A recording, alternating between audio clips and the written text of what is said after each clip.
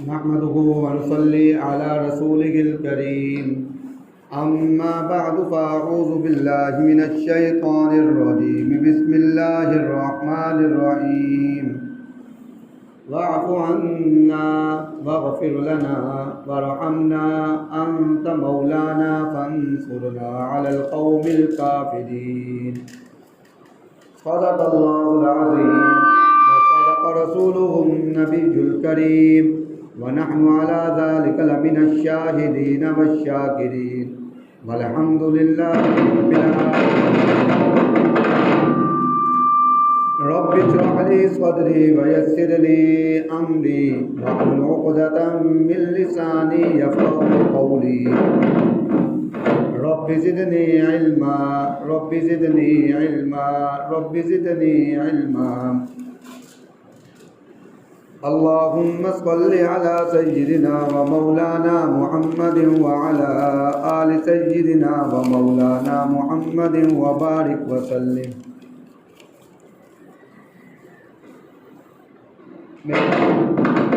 بھائیو دوستوں اور بزرگوں، قرآن مجید کی ایک آیت میں نے آپ کے سامنے تلاوت کی ہے، جس میں اللہ تبارک و تعالی سے عفو، درگزر، معافی اور بخشش کا ذکر کیا گیا ہے، اور اسی لحاظ سے اور یہ مہینہ جو ہے وہ شعبان المعظم کا چل رہا ہے. شعبان المعظم کے مہینے سے آگے رمضان المبارک کا مہینہ شروع ہو جائے گا، اور خوش نصیب لوگ وہ ہوں گے جو رمضان المبارک کو پا لیں گے اور رمضان المبارک سے فائدہ حاصل کریں گے. رمضان المبارک کا مہینہ ایک ایسا مہینہ ہے جس کا پہلا عشرہ جو ہے وہ رحمت کا ہے، دوسرا عشرہ جو ہے وہ مغفرت کا ہے، تیسرا عشرہ جو ہے وہ جہنم کے عذاب سے نجات کا ہے.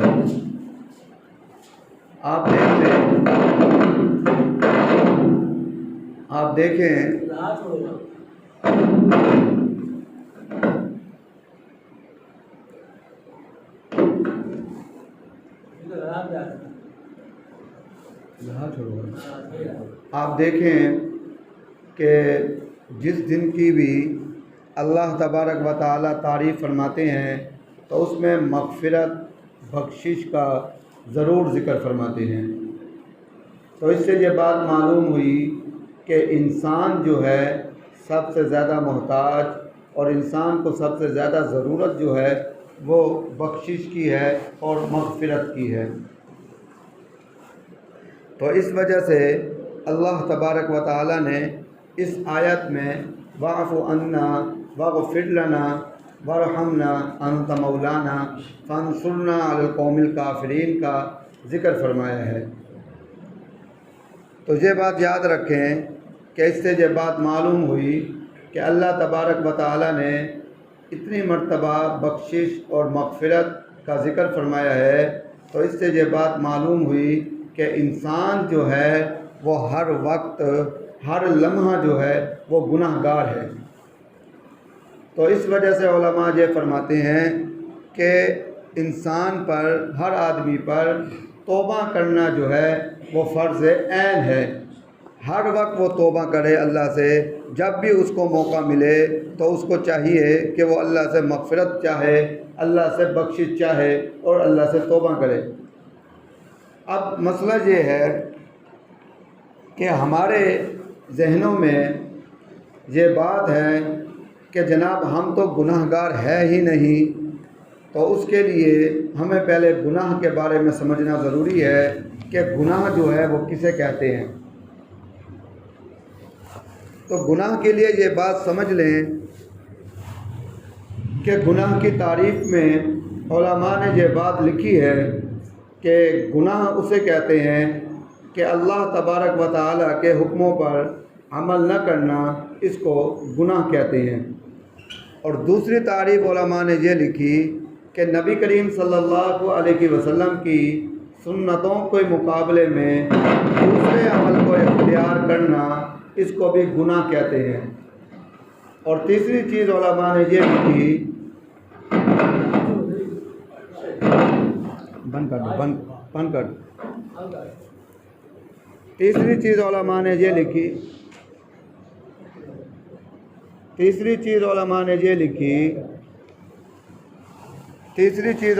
یہ لکھی کہ نئی چیز دین کے اندر نئی چیز کا پیدا کرنا، اس کو بھی گناہ کہتے ہیں۔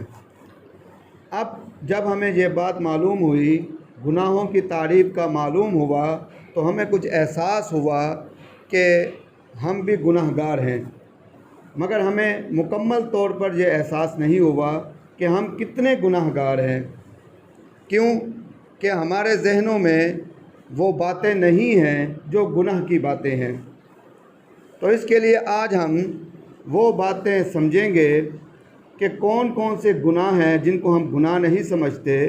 جب وہ گناہ ہمارے ذہنوں میں آ جائیں گے تو پھر ہمیں یہ بات معلوم ہوگی اور ہم سمجھنے لگیں گے، تو ہمیں احساس ہوگا کہ ہم تو بہت بڑے گناہ گار ہیں،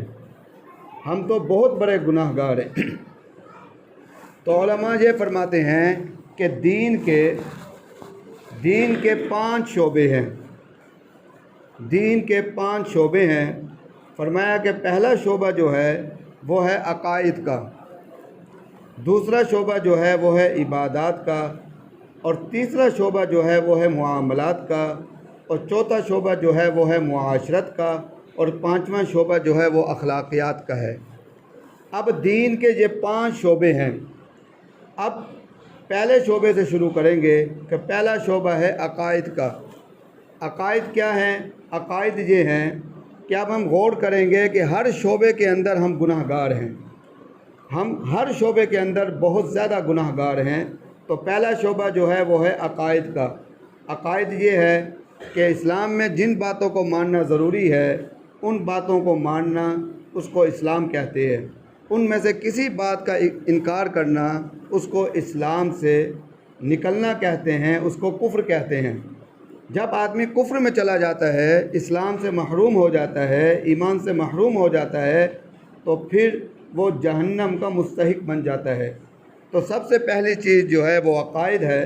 تو اس کے لیے اب ہم نے یہ بات تو سن لی کہ کفر اسے کہتے ہیں کہ ایمان کے مقابلے میں اسلام میں جن باتوں کا ماننا ضروری ہے، ان میں سے کسی ایک بات کا انکار کرنا، اس کو کفر کہتے ہیں۔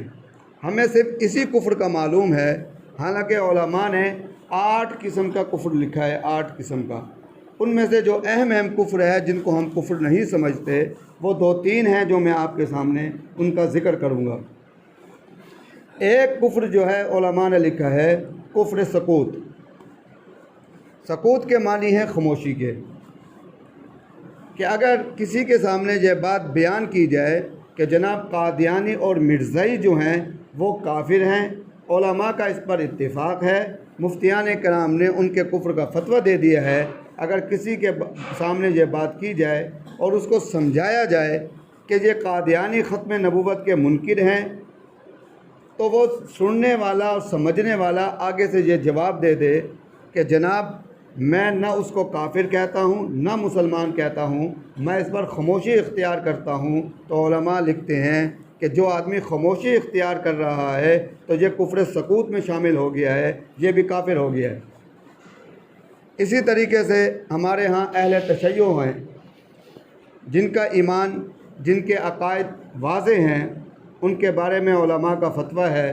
تو علماء کے فتوے کے بعد اگر کوئی کسی کے سامنے یہ ذکر کیا جائے کہ جناب آپ کی ان کے ساتھ بڑی دوستی ہے، رشتہ داری آپ کرنا چاہتے ہیں، ان کے ساتھ تو رشتہ نہیں ہوتا، یہ تو مسلمان نہیں ہیں، تو دوسرا آدمی یہ کہے تعلق کی وجہ سے کہ جناب میں نہ ان کو مسلمان کہتا ہوں میں آپ کی بات سن کر پہلے تو ان کو مسلمان سمجھتا تھا، مگر اب میں نہ ان کو مسلمان کہتا ہوں نہ میں ان کو کافر کہتا ہوں۔ تو علماء نے لکھا ہے کہ وہ آدمی کیونکہ اس نے سکوت اختیار کیا ہے تو وہ آدمی کافر ہو جائے گا۔ اب دیکھیں بڑی باریک سی بات ہے، اور ہمارے معاشرے کے اندر یہ بات بڑی عام ہے، کیونکہ علماء سے ہم دور ہیں اور ہمیں اس کفر کا معلوم نہیں ہے، تو اس وجہ سے ہم جو کاروبار تجارت کرتے ہیں تو ہمارے ہمسائے اکثر اس عقیدے سے تعلق رکھتے ہیں، تو ہمارا ان کے ساتھ اٹھنا بیٹھنا ہوتا ہے، تو ان کے اٹھنے بیٹھنے کی وجہ سے، ان کے لحاظ کی وجہ سے ہم بیٹھے بیٹھے وہاں پر کفر کر لیتے ہیں، اور ہمیں اس چیز کا احساس بھی نہیں ہوتا کہ ہم ایمان کو چھوڑ چکے ہیں اور ہم کافر ہو چکے ہیں۔ تو ایک کفر جو ہے یہ ہے۔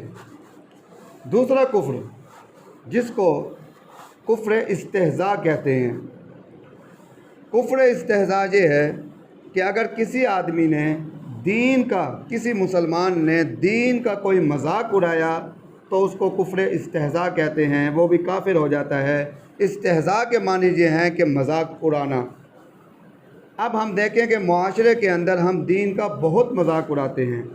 علماء نے لکھا ہے کہ بڑے بڑے گناہ، آدمی گناہ گار ہوتا ہے، بڑے بڑے گناہ کرتا ہے مگر وہ کافر نہیں ہوتا۔ ہاں، ایک آدمی دیندار ہو اور عابد ہو، زاہد ہو، عالم ہو، کچھ بھی ہو، حافظ ہو، مگر وہ دین کے کسی بات کا وہ مذاق اڑا دے، فرمایا کہ وہ بھی کافر ہو جاتا ہے۔ مگر فرمایا کہ وہ اس طرح کہ جب آدمی دین کا مذاق اڑاتا ہے تو ایمان سے خارج ہو جاتا ہے۔ اس کی مثال ہمارے ہاں یہ ہے، خاص طور پر داڑھی پر نبی کریم صلی اللہ علیہ وسلم کی جو سنت ہے تو داڑھی پر مذاق اڑایا جاتا ہے۔ تو اکثر ہم دیکھتے ہیں داڑھی والے ہی داڑھی پر مذاق اڑاتے ہیں، اکثر داڑھی والے ہی داڑھی پر مذاق اڑاتے ہیں، اور بعض اوقات تو حیرانگی ہوتی ہے کہ بغیر داڑھی والا آدمی جو ہے اس چیز کا خیال کرتا ہے اور وہ داڑھی والے کو ڈانٹ رہا ہوتا ہے کہ بھائی دین کی کسی بات کا مذاق مت اڑاؤ، اگرچہ میں نے داڑھی نہیں رکھی، میں فاسق ہوں، فاجر ہوں، میں گناہ گار ہوں، نبی کی سنت ہے، اس کا مذاق تمہیں اڑانے کی میں اجازت نہیں دوں گا۔ مگر اس کے مقابلے میں ہم نے دیکھا ہے کہ داڑھی رکھنے والے لوگ داڑھی کا مذاق اڑا رہے ہوتے ہیں، داڑھی رکھنے والے کو ڈریل کہہ دیتے ہیں، اسی طریقے سے کوئی بات اس طرح کی کہہ دیتے ہیں، بے حیا قسم کی، یا اس طرح حقیر کر دیتے ہیں، تو فرمایا کہ وہ بھی ایمان سے خارج ہو جاتا ہے۔ تو اس کو، اور اسی طریقے سے سنت کی کوئی بات، فقہاء کرام نے باقاعدہ لکھا ہے کہ ایک مسلمان کسی بھی سنت کی تحقیر کرے، کسی بھی سنت کی تحقیر کرے، فرمایا کہ وہ ایمان سے خارج ہو جاتا ہے۔ سنت کو نہ ماننا الگ بات ہے، فرمایا کہ اس کی تحقیر کرے تو وہ بھی اسلام سے جو ہے وہ خارج ہو جاتا ہے۔ اسی طریقے سے یہ کفر استہزاء ہے۔ تیسرا کفر، 8 کفر میں سے جو اہم کفر ہیں جن کو ہم کفر نہیں سمجھتے، تو تیسرا کفر، 2 کفر میں نے بیان کر دیے، تیسرا کفر جو ہے وہ کفر مفاد ہے۔ کفر مفاد یہ ہے کہ ایک آدمی مسلمان ہے، اب معاشرے کی وجہ سے، رشتہ داری کی وجہ سے اپنے آپ کو اسی مسلک میں ظاہر کرتا ہے، تو اس کو کفر مفاد کہتے ہیں۔ علماء یہ کہتے ہیں کہ یہ آدمی اگرچہ دل سے تو اس نے انکار نہیں کیا، مگر ظاہراً اس نے اپنے آپ کو وہ کافر کہلا دیا ہے، تو اس وجہ سے اس نے زبان سے اقرار کر دیا ہے، اسی وجہ سے یہ بھی اسلام سے خارج ہو گیا، یہ بھی کافر بن گیا۔ اکثر ہمارے ہاں بہت بڑی مثال یہ ہے کہ اب تو بینکوں کا نظام برابر ہو گیا ہے کہ کوئی زکوٰۃ دینا چاہے تو وہ لکھ دیتا ہے کہ میں زکوٰۃ اپنی طرف سے دوں گا۔ تو پہلے جو اہل تشیع تھے ان کے لیے یہ بات تھی کہ اگر وہ ہیں تو وہ اپنا ایک فارم لکھ کر دیتے تھے، تو بینک جو ہے ان کی زکوٰۃ نہیں کاٹتے تھے۔ تو اکثر ہمارے سنی جو ہیں وہ کہتے تھے کہ ہم کچھ شیعہ تھوڑی ہو رہے ہیں، تو وہ بھی اوپر لکھ کر دے دیتے تھے کہ ہم بھی شیعہ ہیں۔ تو علماء یہ فرماتے ہیں کہ لکھ کر دینے سے، انہوں نے لکھ کر دیا ہے، مگر اس وجہ سے، لکھ کر دینے کی وجہ سے وہ بھی شیعہ ہو گئے، کافر ہو گئے ہیں، تو اس وجہ سے اس کو کفر مفاد کہتے ہیں۔ اسی طریقے سے آدمی باہر جانا چاہتا ہے، ایسے ملک میں جانا چاہتا ہے، وہاں پر اس کا ارادہ ہے مگر ویزا نہیں لگ رہا، کسی نے یہ بات کہہ دی کہ اگر تم ویزا لگوانا چاہتے ہو، تم صرف کاغذ پر یہ بات لکھ دو کہ تم مرزائی ہو، قادیانی ہو، تم کوئی قادیانی تھوڑی ہو رہے ہو۔ اگر اس آدمی نے اس کاغذ پر لکھ دیا جانے کے لیے، ویزے کے لیے، کہ میں قادیانی ہوں، تو علماء یہ فرماتے ہیں کہ وہ اسلام سے خارج ہو گیا، وہ کافر بن گیا۔ تو اس وجہ سے آپ دیکھیں کہ یہ پیچیدہ جو معاملہ ہے کفر کا، یہ تین جو ہے باریکی والے کفر ہیں، ہم ان کو کفر نہیں سمجھتے، اور کتنے معاملات ایسے ہیں کہ ہم اس کو اختیار کر لیتے ہیں۔ تو آپ دیکھیں کہ ہم نے جو عقائد کا معاملہ ہے، ایک شعبہ عقائد کا ہے، اس کے بھی ہم گناہ گار ہیں۔ اسی طریقے سے دوسرا شعبہ جو ہے وہ عبادات کا ہے۔ اب عبادات کے بارے میں، عبادات کے اندر خاص طور پر جو عبادت ہے وہ نماز کی عبادت ہے، اسی طریقے سے زکوٰۃ کی عبادت ہے، اسی طریقے سے روزے کی عبادت ہے، اسی طریقے سے بیت اللہ کے حج کرنے، بیت اللہ کے طواف حج کرنے کی عبادت ہے۔ اب ہم یہ سمجھتے ہیں کہ اگر ہم نماز پڑھ رہے ہیں تو ہم کوئی گناہ نہیں کر رہے۔ اگر کوئی آدمی نماز بھی پڑھ رہا ہے تو علماء یہ فرماتے ہیں نماز کے اندر تاخیر کرنا یہ بھی ایک گناہ ہے۔ نماز کے اندر تاخیر کرنا، نماز کے لیے تاخیر کرنا جان بوجھ کر، یہ بھی ایک گناہ ہے۔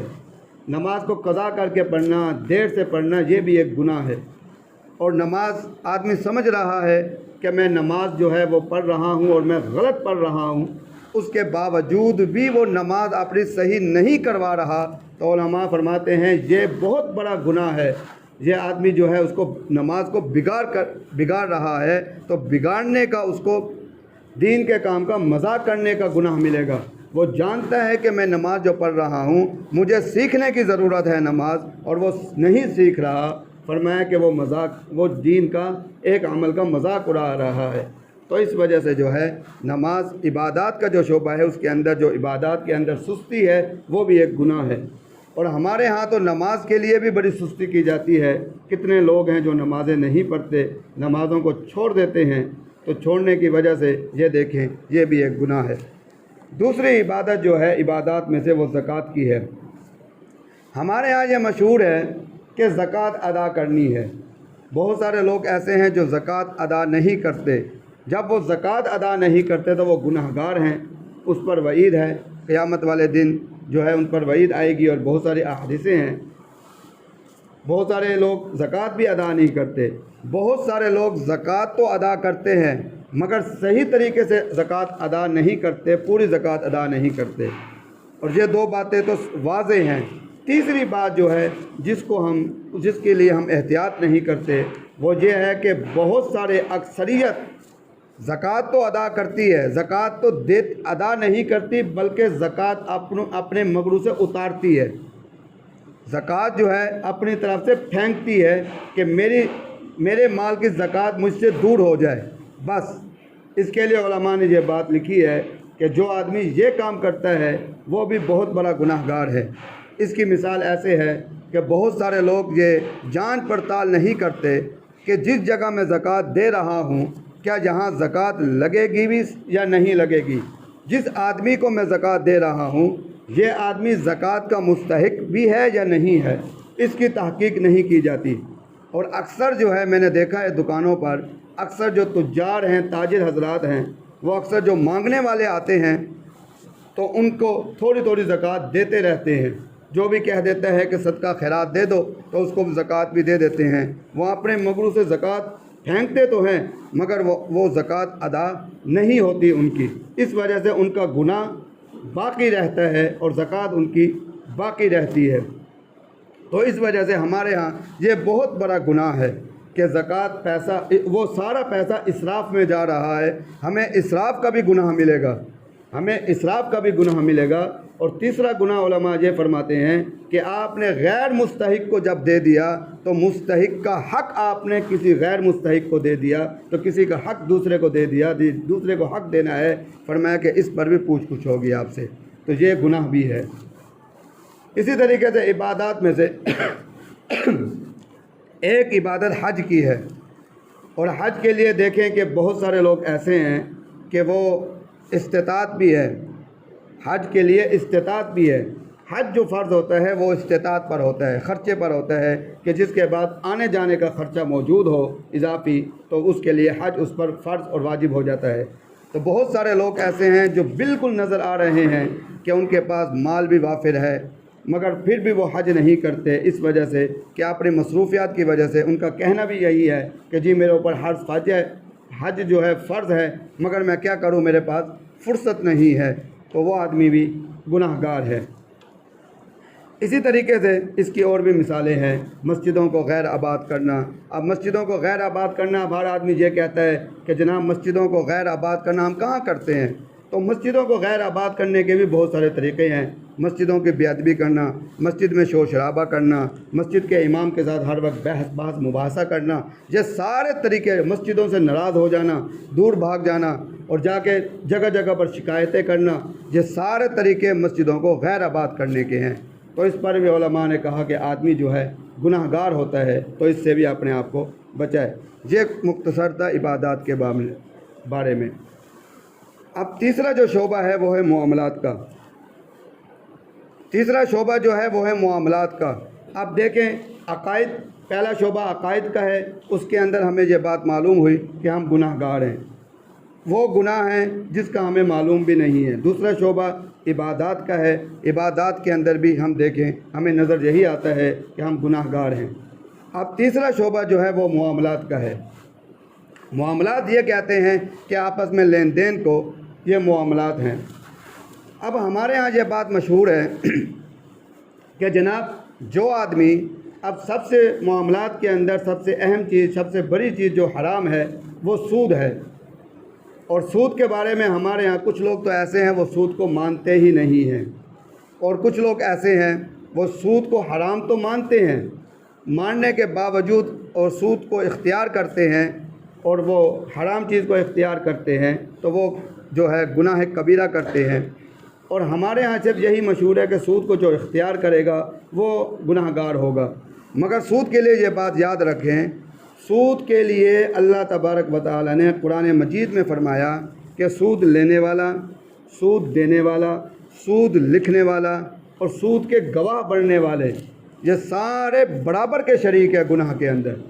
یہ واحد گناہ ہے جس کے بارے میں کوئی فرق نہیں کیا گیا، باقی تمام گناہوں میں فرق کیا گیا ہے کہ لکھنے والے کے لیے فرق ہے، لینے والے کے لیے فرق ہے، دینے والے کے لیے فرق ہے، مگر سود ایسا گناہ ہے جس کو تمام لوگوں کو برابر رکھا گیا ہے۔ جتنی وعید سود لینے والا اور دینے والے پر ہے، اتنی ہی وعید سود لکھنے والے پر بھی ہے، اور اتنی وعید جو ہے سود پر گواہ بننے والے کے لیے بھی ہے۔ تو اس وجہ سے یہ بات ہمیں معلوم نہیں تھی۔ اب دیکھیں کہ ہمارے معاشرے کے اندر یہ گناہ کتنا عام ہے۔ اسی طریقے سے حرام مال کا بیچنا، جو چیز حرام ہے، شریعہ نے حرام کہا ہے، اس کو بیچنا بھی حرام ہے۔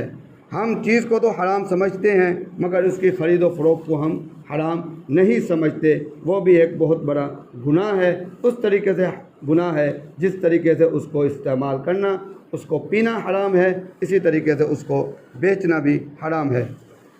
اور ہمارے معاشرے کے اندر ناپ تول کی کمی، یہ بھی بہت بڑا گناہ ہے جس کو ہم گناہ نہیں سمجھتے۔ اور تجارت کے اندر جھوٹ بولنا، جھوٹ بولنے سے آدمی کی جو تجارت کرتا ہے، آدمی جو چیز بیچتا ہے، اس کی جو آمدنی ہوتی ہے وہ بھی حرام میں آ جاتی ہے، وہ گناہ کبیرہ ہوتی ہے، وہ آمدنی حرام ہو جاتی ہے۔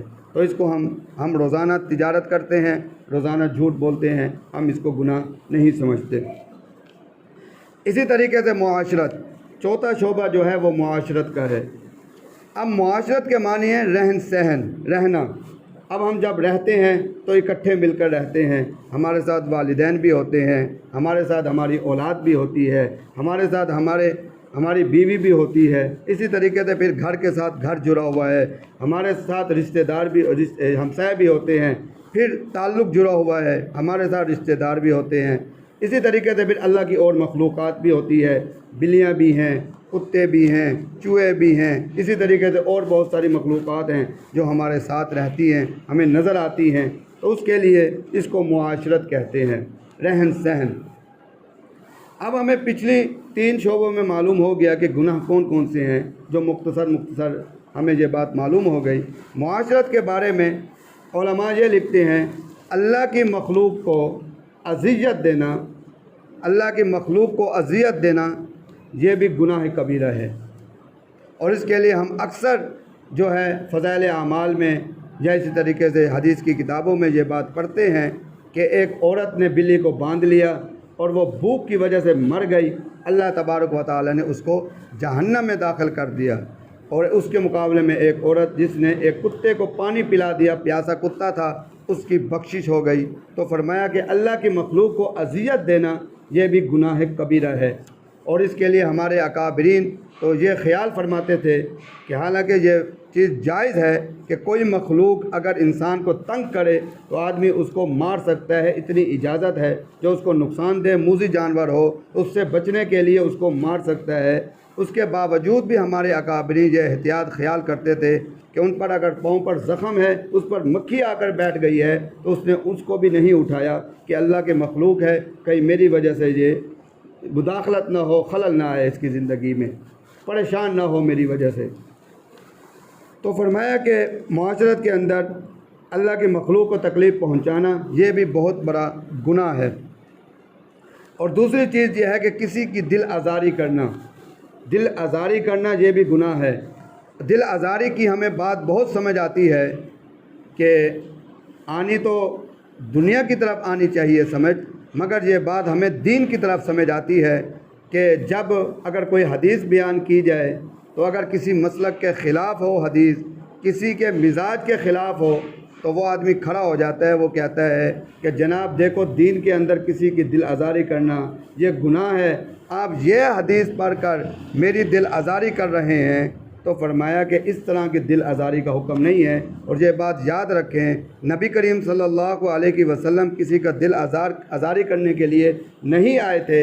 और अगर कोई आदमी ये ईमान रखता है, ये अक़ीदा रखता है कि हदीस से दिल आज़ारी होती है, तो वो ईमान से भी खाली हो जाएगा और वो काफिर हो जाएगा। तो नबी करीम सल्लल्लाहु अलैहि वसल्लम के जितने भी अहकामात हैं, जितने कौल और फ़ेल हैं, उन किसी में भी दिल आज़ारी नहीं है। और इसी तरीके से किसी को तहक़ीर समझना ये भी गुनाह है। और इसी तरीके से बड़ों की बेअदबी करना ये भी गुनाह है। इसी तरीके से उलमा की बेअदबी करना ये भी गुनाह है।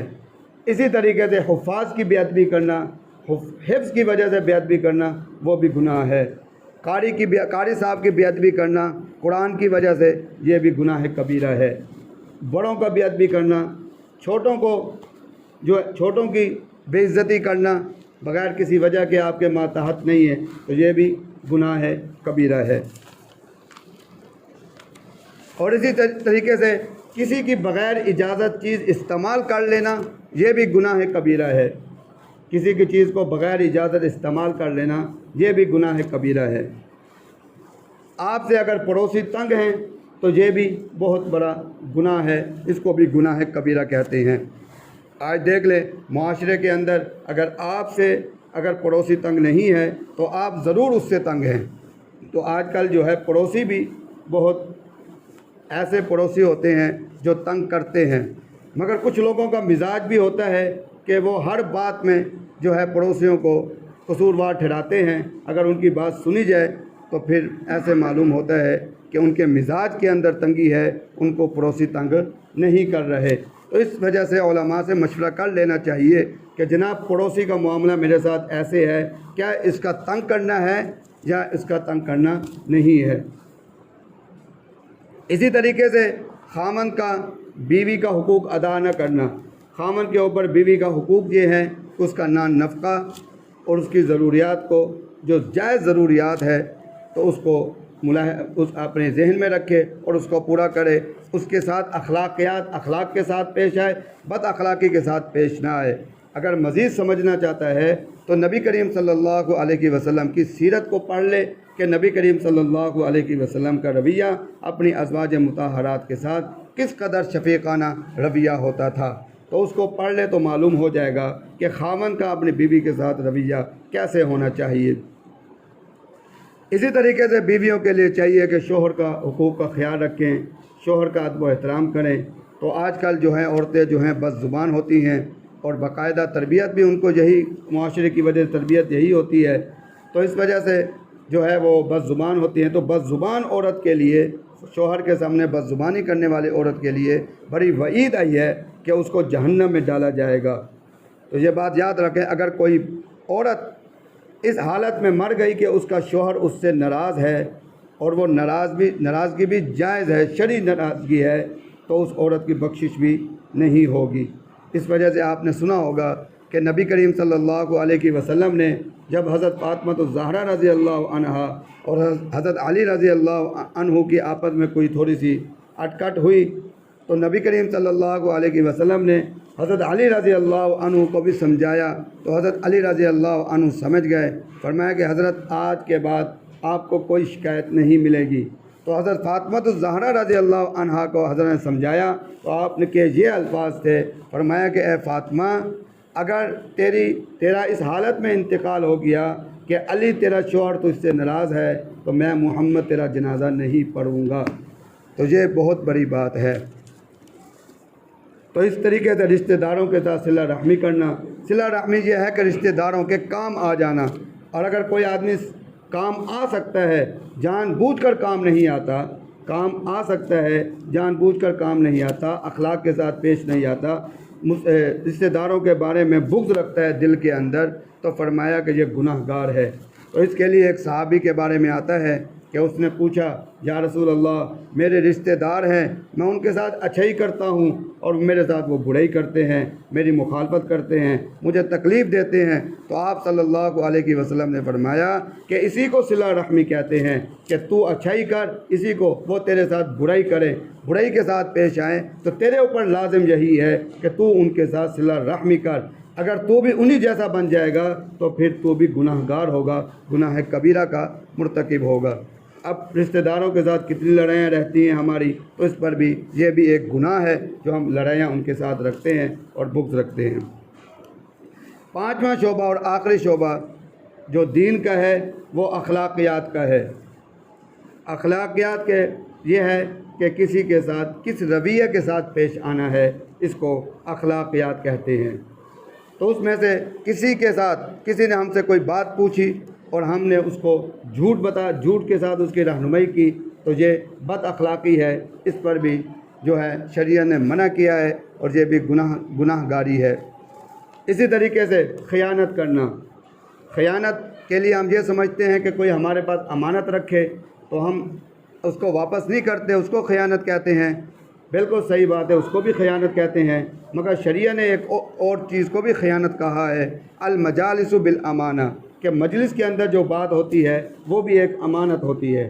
اس کو بھی اگر کسی کو آگے جا کر بتائے گا تو وہ بھی خیانت ہوگی. ایسی بات جو بتانے والی نہیں ہے اگر وہ آگے منتقل کرے گا، بتائے گا، یہ بھی خیانت ہے اور آدمی گناہ گار ہوگا. اسی طریقے سے وعدہ خلافی کرنا. ایک ہوتی ہے مجبوری کے ساتھ وعدہ خلافی ہو جانا، اتفاقیہ ہو جانا، اور اس کو آگاہ کر دے کہ اتفاقی آپ سے وعدہ خلافی ہو گئی ہے، میں اس سے آپ سے معذرت چاہتا ہوں، آپ سے معافی مانگتا ہوں، آپ کو جو تکلیف ہوئی ہے. مگر کوشش یہ کرے کہ جو بات میں کہہ رہا ہوں اس پر میری وعدہ خلافی نہ ہو. اگر وعدہ خلافی ہوگی تو اس کے لیے نبی کریم صلی اللہ علیہ وسلم نے فرمایا ہے کہ منافق کی نشانیوں میں سے ایک نشانی یہ بھی ہے کہ وعدہ کرتا ہے اور وعدہ خلافی کرتا ہے. جب بھی وعدہ کرتا ہے تو وعدہ خلافی کرتا ہے. تو اس وجہ سے یہ بہت بڑا گناہ ہے. چوتھی چیز یہ اخلاقیات میں سے کہ طنز کرنا. آج کل ہمارے معاشرے میں یہ بڑا فیشن بن گیا ہے کہ اگر کوئی چھوٹا ہے تو اس پر طنز کیا جاتا ہے، مذاق کیا جاتا ہے. تو اس پر بھی بہت بڑی گرفت آئی ہے شریعت کے اندر کہ اگر آدمی یہ اختیار کرے گا اس پر بہت بڑی وعید آئی ہے. وقت نہیں ہے تو میں آپ کو بتاتا. اسی طریقے سے کسی کی غیبت کرنا. تو غیبت کے بارے میں ہمارے ہاں یہ مشہور ہے کہ جناب غیبت اس کو کہتے ہیں کسی مسلمان کے بارے میں اس کے پیٹھ کے پیچھے بات کرنا جو اس کے اندر موجود نہیں ہے. ہمارے ذہنوں میں یہ بات ہے مگر ایسا نہیں ہے. اس کو بہتان کہتے ہیں. غیبت کہتے ہیں کہ اس کے اندر موجود ہو، وہ عیب اس کے اندر موجود ہو اور پھر جو ہے اس کے پیٹھ کے پیچھے اس کی بد تعریفی کی جائے. اسی کو غیبت کہتے ہیں. اس کے لیے کہا گیا ہے کہ جو مسلمان غیبت کرتا ہے وہ ایسے ہے کہ اپنے مسلمان بھائی کا وہ گوشت کھاتا ہے. اور دیکھیں یہ بھی بہت بڑا گناہ ہے. اسی طریقے سے بدگمانی کرنا، جب ایک بات آپ کے سامنے واضح بھی نہیں ہوئی، اچھا اس نے یہ فلاں نے اس کو بتلایا ہوگا، فلاں نے اس کو کہا ہوگا، دوسرے کے بارے میں بدگمانی کرنا، اس پر بھی قرآن مجید نے جو ہے ہمیں منع کیا ہے، اور بدگمانی کرنے والوں کے لیے بڑی وعید بتلائی ہے، اس کے لیے بھی وعید ہے، یہ بھی بہت بڑا گناہ ہے۔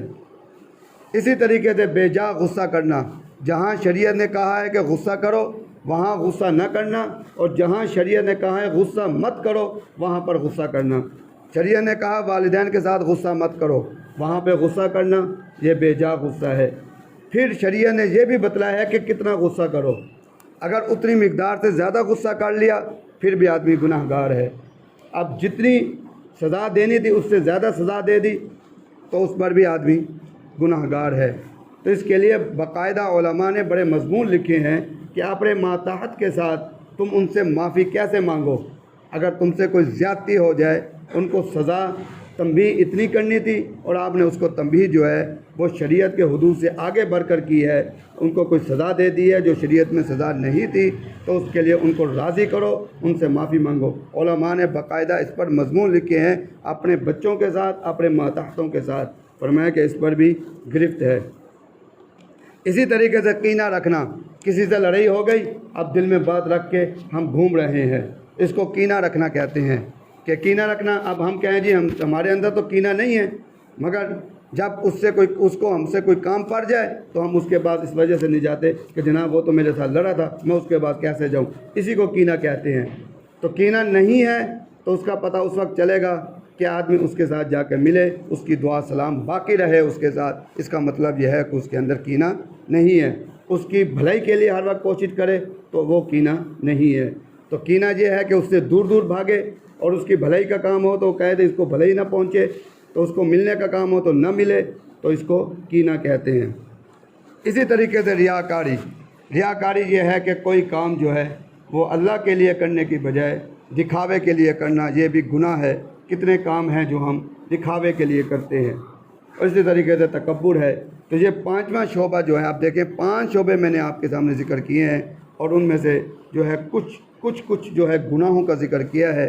آپ دیکھیں یہ وہ باتیں تھیں کہ ہمیں معلوم بھی نہیں تھا کہ یہ باتیں بھی اگر کوئی آدمی اختیار کرے گا، اگر کسی کے اندر یہ باتیں ہوں گی وہ بھی گناہ گار ہوگا۔ اسی طریقے سے بہت بڑی لسٹ ہے، اگر ہم دیکھیں تو کوئی آدمی جو ہے گناہوں سے بچا ہوا نہیں ہے۔ جب گناہوں کی تعریف کا پتہ چل گیا تو اب ہمارے اندر یہ احساس پیدا ہو گیا کہ جناب جتنی باتیں آپ نے ہمیں بتلائی ہیں، ابھی جو باتیں رہ گئی ہیں جو اس سے بھی زیادہ ہیں، اس کا مطلب یہ ہے کہ ہم سر کے بالوں سے لے کر پاؤں کے ناخن تک گناہوں کی دلدل میں پھنسے ہوئے ہیں۔ تو اس کے نکلنے کا ایک ہی طریقہ ہے، وہ ہے توبہ کرنا، ہر وقت اللہ سے مانگتے رہنا، علماء کے ساتھ رابطہ رکھنا، تاکہ علماء جو ہیں تمہاری نشاندہی کرتے رہیں کہ یہ گناہ ہے اور یہ گناہ نہیں ہے۔ اللہ تبارک و تعالی اس پر صحیح عمل کرنے کی توفیق عطا فرمائے، آمین۔